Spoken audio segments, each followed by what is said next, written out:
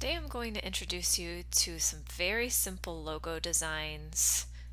Some people might even call these symbols, just to get you thinking about how you can approach a logo using Illustrator. So I'm going to create a new file. We're going to work with a letter-sized page today, though the size of the page for this particular exercise won't really matter, but we'll be creating a few different designs. Just call this logo design.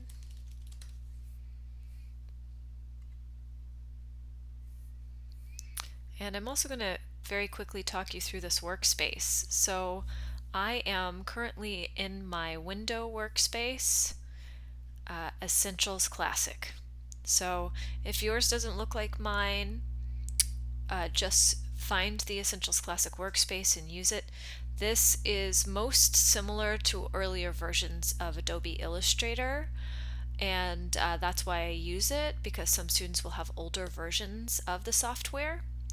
And I had also mentioned that the software changes very regularly, so neither you nor I can control whether or not the workspace changes, but in general it looks the same.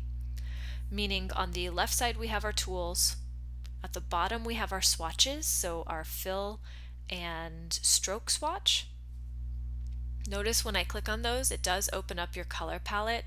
So even though your color palette may not be appearing on the right hand side, it is here. It's just identified by the color window icon. We have our layers, which I always like to open up my layers so that I can navigate through my document more easily, but also so my students can practice using the layers panel for navigation. Don't forget the layers window is here. It's a tool to your benefit to learn how to use it and use it regularly. Oftentimes you can't select something without using layers. So in my layers option menu, which is this tiny hamburger on the upper right corner, I'm going to find panel options. And you don't necessarily need to do this, but on my screen, my pixels are really tiny, and I like to have a better thumbnail associated with my objects and layers. So I'm just going to increase my images or my rows to 60 pixels. And you'll see now next to layer 1 I have a much larger thumbnail than we originally had. So I like to keep my layers open. And then it's up to you if you want to keep some of these open. You can choose to expand these, but I'm fine with just leaving them here. And then the properties window here, that is something that was part of the large update that happened in 2019. So when they updated to Adobe 2019, this properties panel is here, and it's a lot of the same properties that you would have seen in your control panel at the top of your workspace. But I think what happened is, taking a look at how people are working with smaller devices and laptops, you have more horizontal room than you have vertical room. So they decided to start putting properties here by default. But you will see that properties are up at the top as well. Okay, I always keep my control window open. My controls are the horizontal bar at the top of my workspace. I always keep that open. And then if for some reason you wanted some additional things, you can uncheck or reselect anything that you want visible. Notice when you look at your windows, my layers window, it has a check mark next to it because it's open, as does the properties window. So that by default, properties used to not be open as a window. So that's probably why in some videos my workspace looks different, because before that big update, properties wasn't a default window that was always open. But it's not that big of a deal. The same selection of windows are here. They're just identified by icons instead of being expanded visually, like in earlier versions. Okay, so what we're going to do is we're going to make a few different designs just to introduce you to thinking about logos. And logos, if you look around the web, you're going to see logos as text-based, which means that they're something called a logo type. There's also logos that are images of something. You know, a logo that's an image, I would think of something like MailChimp. MailChimp has an image associated as its logo. Um, Target has both a logo type and a symbol, the target, which are two concentric circles. Nike has a symbol, you know, the check, although there's stories behind that image. McDonald's has the M. So as you start advancing your knowledge, you're going to notice that logos can mean a lot of different things. It can mean a symbol, it can mean an illustration, it might mean very specific kinds of text. It's associated with a color usually. So we're just going to start here in the abstract. So what I'm going to do is I'm going to take my polygon tool. It's in the same area that your other shape tools are in. And the polygon tool's kind of cool because you can make polygons out of it. And polygons are just multi-sided objects, in case you don't remember your geometry. So if I click and drag, I already have used this, but if I'm holding down my mouse right now, and while I hold my mouse down, I'm also using my other hand to press up or down arrow keys on the keyboard, and I can increase or decrease the number of sides. Okay. And I'm going to make a triangle. So I'm just going to decrease the number of sides to the smallest number of sides for a polygon, which is 3 sides. And that gives you a triangle. And then I'm going to hold Shift. So I'm driving with both hands right now. I'm holding Shift with my left hand. I'm holding my mouse down with my right hand. Sorry if you're holding your mouse down with your left hand and Shift with your right hand. It's fine. And I'm just dragging out to scale it up. But the Shift is going to keep it nice and flat. So when I release my mouse, I do that before I release the Shift, and I get this triangle.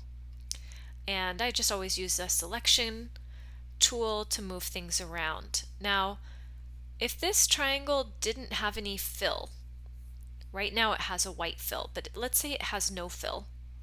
Just remember when you're trying to select it, you can only select by selecting the edge. You can't click inside of it because there's nothing here. There's no fill. That's what that red slash is.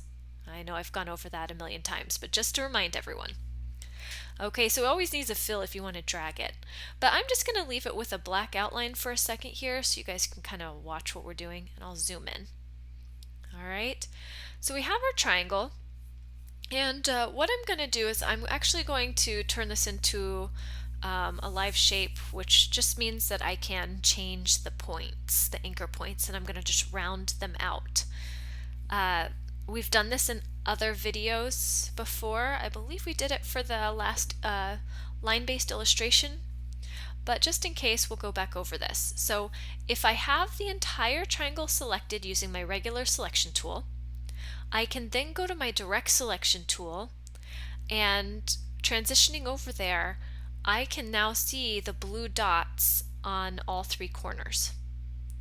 And what those are identifiers that we can now round the corners out, okay, to make it a live shape. So I'm going to just hover over any one of these little live shape points, and notice that my anchor point is speaking to me. It's giving me an upside down curve telling me that I'm around a live shape point. I'll drag these in, and you just want to drag it in a little bit, not too far where it's a circle, but just enough that it's a nice friendly triangle. Triangles are not naturally friendly shapes. They're very pointy. They're usually cautionary for signage. So we want to make it nice and friendly. So I'm going to drag it in a little bit to give me a nice rounded triangle. That looks pretty good. Okay. And then what we're going to do is we're going to create a little zigzag, because we're going to be taking this triangle and turning it into a small mountain. So I'm going to just take my pen tool and forget everything you knew about the pen tool, because I always make you guys draw arcs and drag your pen tool to create Bezier handlebars. We're not doing that, we're just clicking, because we're going to create a little jagged line. Okay, And I'll press V to access my selection tool because I want to move this down a little bit. I think that looks a little better. And what we're doing is we're setting up this zigzag, and everyone's is going to look a little bit different. That's okay.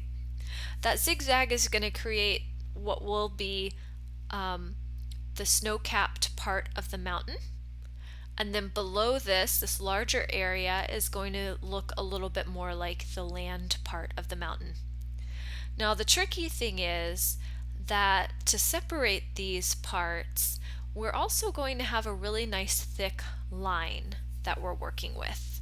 So we're going to be using our stroke as well. Okay, so now that we've done this, what I'm going to do is I'm going to select my triangle again, and I'm going to increase the stroke size. So I'm going to use my stroke in my properties window, but also note your stroke options or settings are up here in your controls as well in the upper left corner. So I'll increase this until it looks right. And again, depending on the size of your triangle, you may need a thinner or thicker stroke than me, but this looks pretty good at 12 points. Okay, though when I adjust this, it may look a little funny. All right, so I'm going to adjust the size of the stroke, or the weight is what we call it. Technically, that's the weight of the stroke, just like the weight of a typeface. And then the next thing that I'm going to do is I'm going to shift this stroke from hovering over the center of my path, which is what's happening right now. If you guys take a look, you can see that the stroke, one half of the thickness is on the outside of the path and the other half is on the inside. So what we'll do is we're going to open up our stroke window, and we're just going to take a look at this setting down here that says Align Stroke.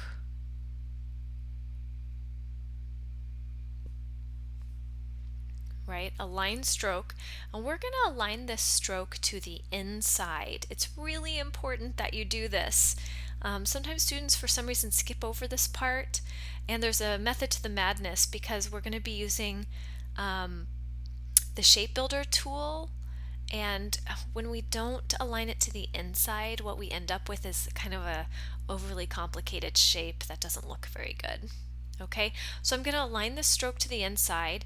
Notice when you align it to the inside, it's going to sharpen these interior corners a little bit. So if you're not really happy with that, then you might want to decrease your stroke weight a little bit to round those out. But take a look at what has happened here.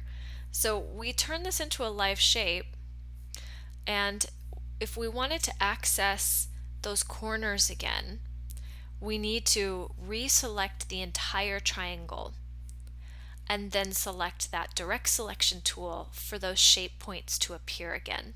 Okay, so I'm going to just round mine out a little bit more because actually I think that the shifting that stroke inside made those interior corners a little bit sharp. So now you can adjust it.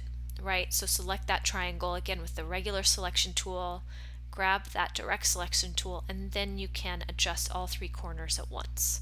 Okay, so I'm always navigating between that selection and direct selection. So now that we've adjusted the corners and it's looking pretty good, what I'm going to do is I'm going to select the triangle, and I'm going to go up to my object menu, and I'm going to select Expand Appearance. Expand Appearance. And you're not going to see a whole lot change. Okay? But what you'll notice is when you expand the appearance of that triangle, that now instead of having a regular path, you have something called a compound path. And compound paths, we've talked about it in another video, but it just means that there's a cutout from another path. So for this, it actually means there's kind of like two closed paths. One interior rounded triangle path and an exterior rounded triangle path. And together they're creating a single object. Okay, so we don't have to get too much into the weeds with compound paths, but just know that that's what they're doing. It's usually multiple closed paths that create cutouts and things like that. Okay, so we've expanded the appearance of that object, and now what we can do is select both of our objects, the zigzag path and now what we call the compound path, which is our triangle. And then we'll go to our shape builder tool, and we're going to build a shape that essentially only leaves a cutout where this top white area is. So I'm going to take this larger lower half, I'm going to drag my shape builder over to this black stroke. Okay, and remember, shape builder always works as long as you just keep dragging. So I'm going to keep adding to this shape. So I'm going to add the black stroke to this by dragging over that area. Okay, and that looks good. And what it's done is it's merged those areas into a single shape here where we're seeing this compound path. Notice there's some extra paths here. I can just select those. I'll just hold Shift and select those and delete them. I just press delete on the keyboard. I like to keep, anytime I'm working with shape builders, I like to just go into that layer and just clean everything up all the time. All right, so now this is a really good illustration of a compound path. There's a black shape, and just to show you, I'll just show you by creating another shape with color. There is a black shape that has a white shape cut out of it. And sometimes you can't tell until you have something behind it, right? So you can see now that compound path, that white area is clear. That's why I'm seeing the orange rectangle behind it. Okay? So that's what a compound path is doing. So we're going to keep adding to this. I'm going to add some letters to our shape. So I'm going to take my type tool and I'm going to click here, and the letters are going to be CO, like the state, Colorado. I'll select those letters and I'll just change the scale, and I'll change the typeface as well. Let's see what we have for a good typeface. Helvetica is always good. Gill Sans is a pretty one because it's nice and round. I'll choose Gill Sans, but you can choose a different typeface. And then I'll increase the size. I think 60 looks pretty good. Alright, so these are my letters. They're black letters, so if I put them in front of my object right now, I won't really be able to see them. So I'm just going to change their color to something else. And I'll place them over my compound path that I created. And if you're a real stickler, you could even use your alignment options to center these, though sometimes I'm more of a visual alignment person. I kind of think these would look a little better. I think my zigzag was a little off. Okay. By the way, if you don't like your zigzag, you can still go in here with your direct selection tool and you can make changes. Okay, so don't feel like you're married to a zigzag that's either disrupting where your lettering is, or maybe it's a little uneven or it doesn't really look like a mountain, right? You can change that. Okay, so always using both hands, V for the selection tool, A for that direct selection tool to move those points around. So just like before, what we're going to do is we're going to take these letters and we're going to merge them into this compound path. So at the end of the day, we're going to end up with a logo that is just one single shape. Okay, and I'm just going to change this to bold if they have a bold option. Yeah, that looks good. Okay. Okay.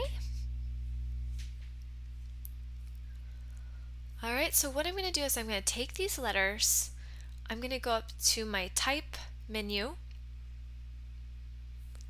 and I'm going to create outlines. Now remember, you have to have the letter object selected in order for you to be able to create outlines. Okay, now I can see that path, and I can also see in my layers window that it's no longer a letter form. It is a group that has two compound paths in it. So let's start by ungrouping that so that we have our two compound paths. And then this is the easy part. We're just going to punch out the letters from the black background, which is this lower compound path object. Okay? So I'm going to take my selection tool, select all three objects, then I'll take my shape builder tool, and instead of trying to drag over everything, what I'll do is I'll use a shortcut key. Okay, now I have a Mac, so I use Option. If you're on a PC, it's Alt. Alt is the key that you'll be using. Okay, Alt, and I'm just going to hover over these letters and click while holding Option. Okay, so if you have a PC, you'll have to click while holding Alt. Just click and see what happens. We end up with this lovely single shape, which is exactly what you want if you're sending something off for screen printing or something like that, because there's no confusion about what goes where. And then I can change the color. So I'll just change this fill from being black to, let's give it like a nice dark green. Maybe the swatches aren't perfect, but I can choose a better color there. Oops. I thought I had it selected. And that could be a Colorado logo. Now, if I had to be honest, I would have added a little more to my mountain here, so it felt a little bit more like a snow-capped mountain. But that's just one example of how you could think about logos, shapes, and your shape builder tool to merge letters into a shape. And that's just a really simple way, but think of other ways that you can use your shape builder. Okay, now I'm going to show you a couple of other shapes. I want to go over a couple of tools, but also I want us to start thinking about shapes, because that's kind of what this demo and the next demo are going to be about. So I'm just going to use my shapes to show you how easy it is to create symbols if you need symbols for anything. So I'm going to take my ellipse tool, and I'll just reset to black and white here. I'm going to take my ellipse tool, and I'm going to make an eye out of my ellipse. Just use nice thick stroke. By the way, I use stroke all the time. You want it to be nice and thick, because if this image is ever used on a very small scale, like let's say a phone, if the stroke is too thin, it'll just disappear. Okay, so I have stroke here, and then I'm going to create, hold shift with your ellipse tool, I'll create a second circle, turn off the fill for this circle, and I'll select both of these using my selection tool V. I'll find my alignment options in my controls at the top of the workspace, and I'm going to use the horizontal align center and the vertical align center to center those.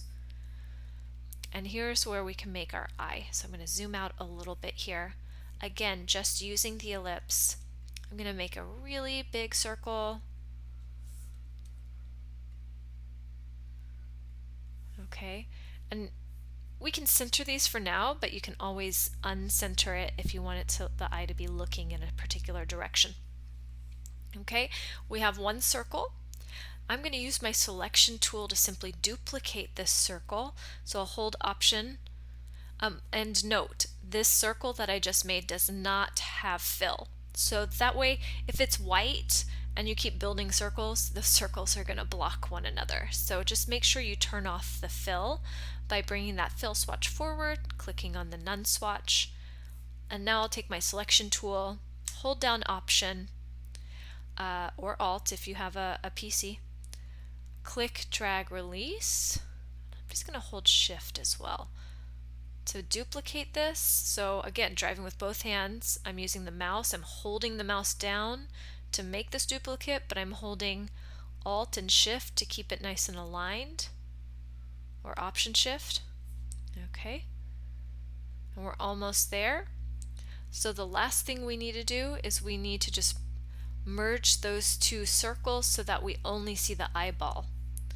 And I'm going to show you the Pathfinder, though I don't use the Pathfinder very often because there's so many great tools out nowadays to build with, including the shape builder and the live paint, but I will show this to you because I think it's helpful. So I'm going to use the Pathfinder, and I'm going to find the icon that's intersect, and you can see that the icon is kind of giving you some information. It's two squares with a white shape where the squares overlap. So basically it's going to create a shape where the paths are overlapping one another. And for us, with these two circles selected, that's going to be where the eyeball is. Okay, so I'm going to click on that intersect, and we get this nice clean eye. Okay, and we can take a look at our layers window and see that the eye is not made out of two separate objects, it's one path, that eye shape, should I say. And if you ever wanted to make adjustments to this shape, you could. So you could take your direct selection tool, and I'm probably going to ruin this eye because it looks pretty good actually as it is. But if you did want to make adjustments to the eye, you can grab these anchor points and start shifting them around. Right, so click to select the anchor point, drag to move it, and then you want to kind of move these Bezier handlebars around to fix that eye shape. So I love starting with a nice pretty circle and then just shifting 1 or 2 points around and adjusting the Bezier handlebars to get different shapes. Okay, I'm just going to Command Z that because I think I kind of messed up the eye by messing with it. But that gives you kind of an idea of what you can do, right? Of what you can do with shapes.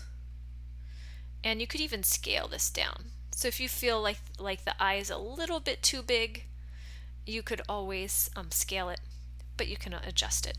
But that's a great way to just start with a shape.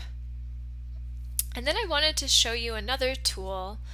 I'll just, well, I won't group them together yet. I'll show you another tool, which is the Polar Grid tool, and we'll do something else with this in 1 second.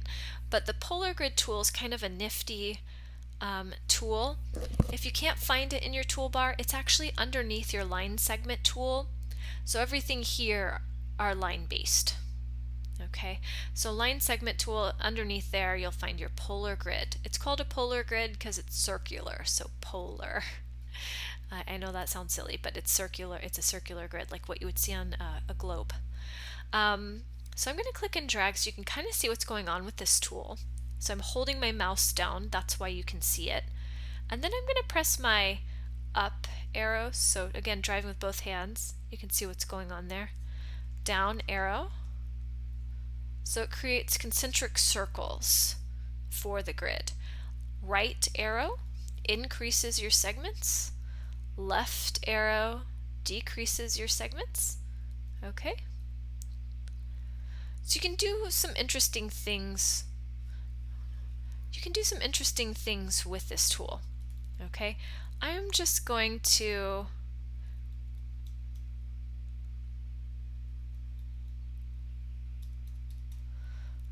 do something like this. Now, I counted when I added segments because I'm the worst at making sure there's enough segments here. So right now, I have 1, 2, 3, so I have 12 sections.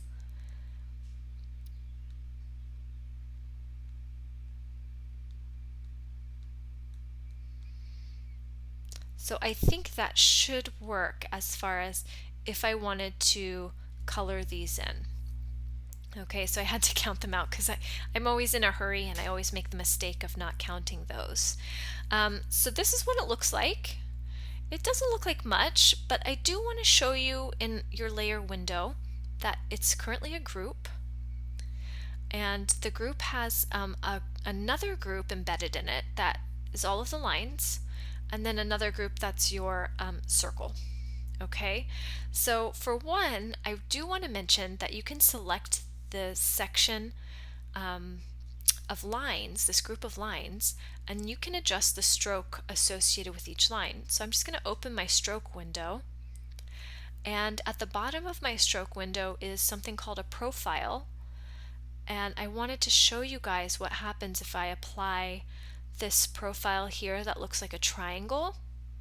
It means that from one side of the line segment, one endpoint, it's large or wide, the other endpoint is really small. And if I wanted to change that,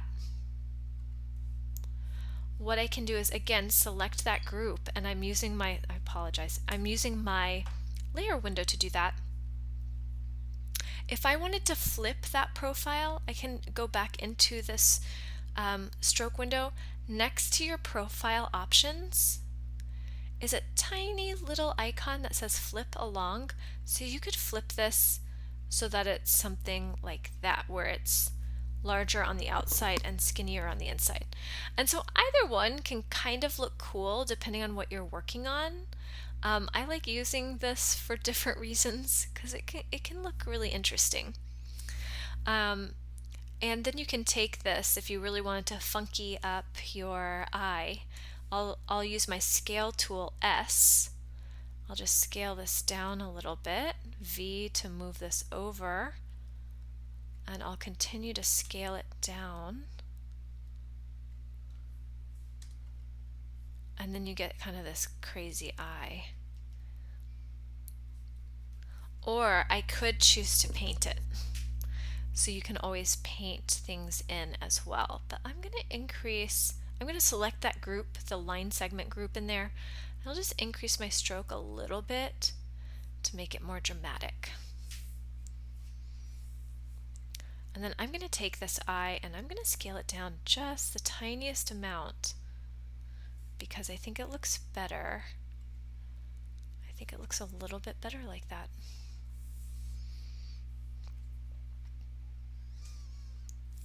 And of course you can apply color, or you can even like make adjustments now. So like I might adjust this a little bit, but that's up to you. You can continue to adjust this for eternity. Okay, so that's something else that you could think about, is how can you use simple shapes to start creating logos. Now that one doesn't use any letters, but I do want to mention another way that you can create a space for a logo is again using that polar grid. So if I take that polar grid tool, hold shift and release, you want to press the down arrow to end up with a 4-quadrant circle. Remember, you always have to hold shift before releasing, otherwise you'll end up with an ellipse instead of a circle. But something like this, a lot of people will use a quadrant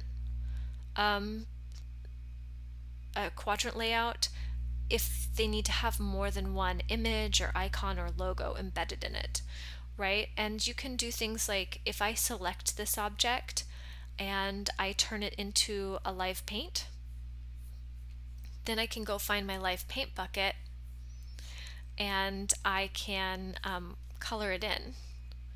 So let's just say I colored it into something like this, right? Or I could, again using the paint bucket, color it into something, let me just do this, like that. And then turn off my stroke to the object and you get this quadrant, and you could create illustrations or have letters exist within those areas. And the last thing that I wanted to show is just the rectangular grid tool. So I'm gonna hold shift and drag out. Now the rectangle grid tool is in the same place in your toolbar as your polar grid tool. Okay, same place as your polar grid tool. If you hold shift while drawing with your mouse, you'll see how many squares you have. So yours might look different from mine is the point. And you can press up, down, left, right. Okay, so up, down are horizontals, left, right are verticals. Okay, now you can also just click on your artboard and you can type in the number of dividers. So if you want it to be exactly square and even, you could say 6 and 6, and it's going to give that to you. Make sense? Okay, so if you just click on the artboard, and that's for certain tools, if you click on the artboard, you'll get some additional settings. So I have that built, and I'm just going to take my live paint tool, and I'm going to paint this where it has black squares. I'm not going to freak out if I overpaint. You can just paint it back in as none or as white. Okay, I'm going to take all of these, and we can then access our warp tools. By the way, I didn't convert this into a live paint group until I just clicked on it with my paint bucket, right? As long as you have an object selected before you access that live paint bucket, when you click on that object, it will turn into a live paint group. After that, I'm going to find my warp tools. I don't talk about warp tools a lot because I don't think they should be used a lot, but just to introduce you to them, it's underneath the width tool, which kind of looks like a little octopus, the icon itself. But if you hold your mouse down, you'll get the drop-down menu with the additional tools. I'm going to use the warp tool. And I've already accessed the warp tool settings, but if you need to access the settings because your paintbrush is too small, you just double click the warp tool in the toolbar, and you'll be able to type in your dimensions, intensity, detail, and simplification. Okay, so I've typed in 250 by 250. I'm going to say OK. And notice if I just click on here, nothing's happening. Because the warp tool is a little different. The warp tool only works if you drag. So you can drag and then drag some more, and you could adjust what it looks like. You could adjust the brush, right? It's kind of a funky tool. I think I went a little overkill with the dragging, but it's kind of neat to experiment with it, especially with grids. There's some cool stuff that you can do. In fact, I think my paintbrush is a little large for the warping, but it's sort of interesting. Okay, but grids are sort of a really fun thing that you can work with, and that you can work on when you're developing logos. So what I wanted to do is just show you a really simple symbol that we could add to this to make it feel a little strange or different. So I'm just going to Command Z back, and I'll warp in a second. But I'm going to take my ellipse tool, again my favorite tool. Love starting with a nice beautiful circle. So hold Shift, release my mouse, I'll get this lovely circle. Okay, I'm going to press A to access my direct selection tool.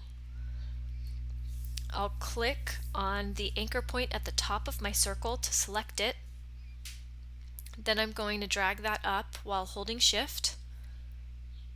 Okay, now I have a nice lovely Easter egg.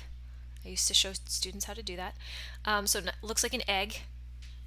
And now I'm going to adjust it so that it looks like a little droplet of water. So to do that, I'm going to take these Bezier handlebars around this top point, and I'm going to drag them down.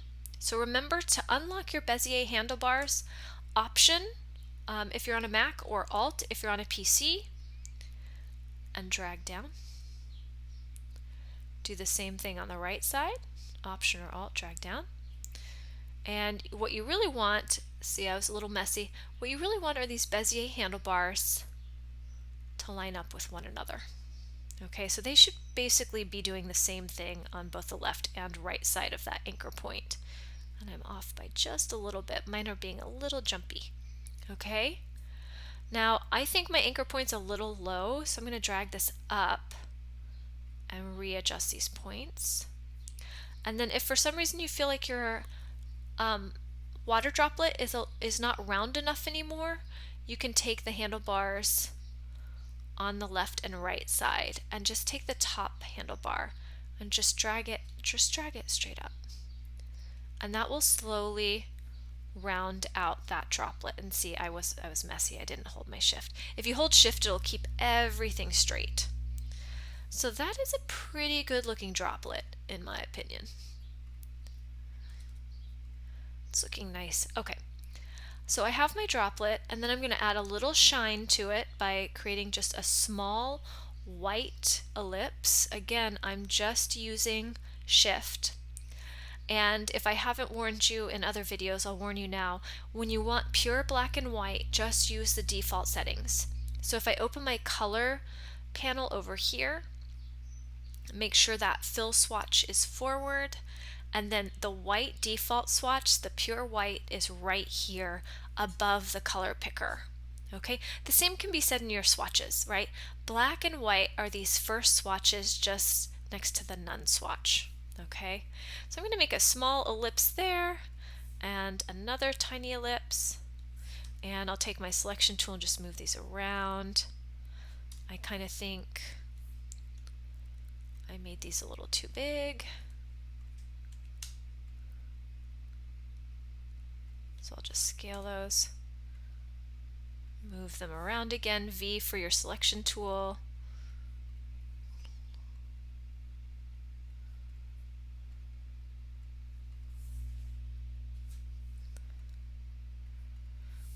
Okay, and you can work on the sheen, the little shiny spots for your shape.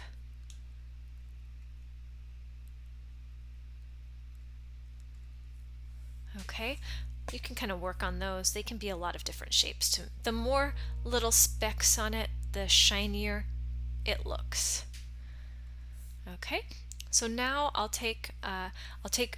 revisit that warp tool because I was feeling like my tool's a little too big actually. So I'm going to rescale this.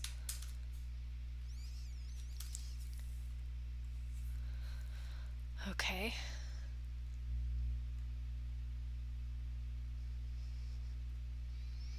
And I'll just drag this out and play with the grid a little bit. Not sure which direction I want to go with this.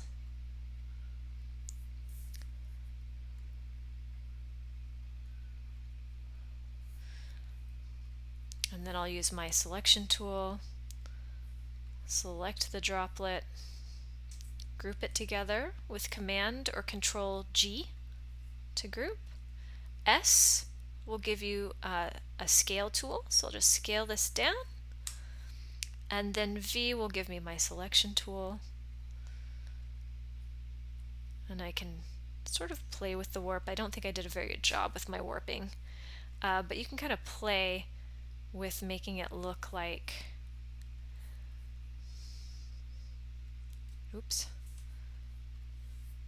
this grid is sort of melting. Mine got a little too curved because of the simplification.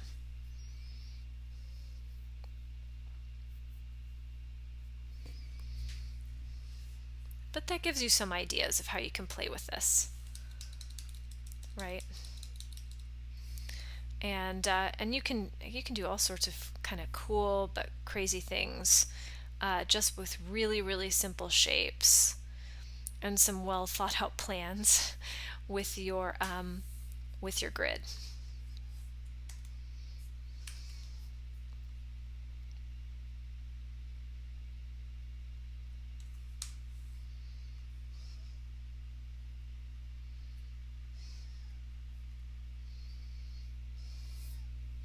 Okay, so think about logos and all that they can do and all that they can say. Explore online. That looks a little better. Explore online what kind of logos excite you, and think about how you can use shapes to support your symbols and to support any types of illustrations or messaging that you want. So hopefully this gives you a few more tools to think about as you're working with Illustrator.